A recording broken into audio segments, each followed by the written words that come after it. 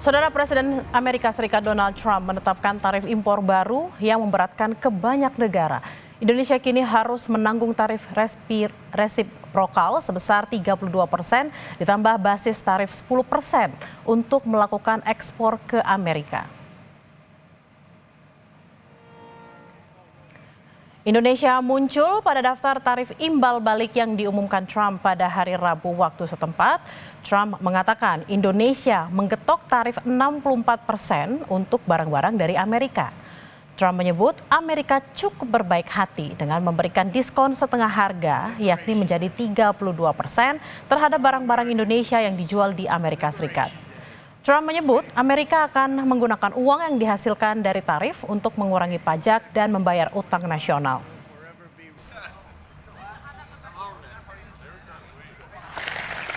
In a few moments, I will sign a historic executive order instituting reciprocal tariffs on countries throughout the world. Reciprocal, that means they do it to us and we do it to them.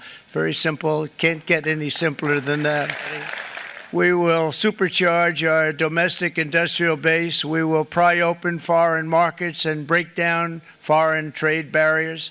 And ultimately, more production at home will mean stronger competition and lower prices for consumers. This will be indeed the golden age of America. It's coming back. We're going to come back very strongly. Melalui rilis tertulis, Kantor Komunikasi Kepresidenan menyatakan ada 3 gebrakan yang telah disiapkan oleh pemerintah. Adapun 3 gebrakan yang diambil pemerintah diantaranya adalah yang pertama, memperluas mitra dagang Indonesia. Presiden Prabowo telah mengajukan keanggotaan Indonesia dalam BRICS, yakni kelompok ekonomi yang mencakup 40% perdagangan global. Kedua, mempercepat hilirisasi sumber daya alam yang selama ini seringkali diekspor dalam bentuk bahan mentah. Dan yang ketiga, saudara, memperkuat resiliensi konsumsi dalam negeri.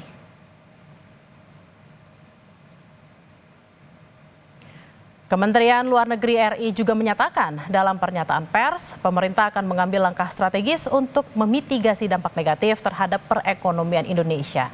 Pemerintah Indonesia akan segera menghitung dampak pengenaan tarif Amerika Serikat terhadap sektor ekonomi.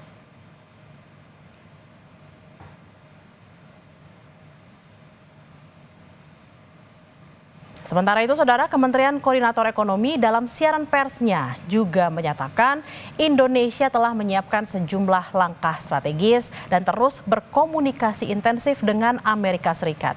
Dalam keterangan tertulis dari Kemenko Perekonomian, dikatakan pemerintah Indonesia akan segera menghitung dampak pengenaan tarif Amerika terhadap sejumlah sektor secara keseluruhan. Pemerintah juga akan melakukan komunikasi dengan pemerintah Amerika Serikat, termasuk mengirimkan delegasi tingkat tinggi ke Washington DC untuk melakukan negosiasi ulang dengan pemerintah Amerika Serikat.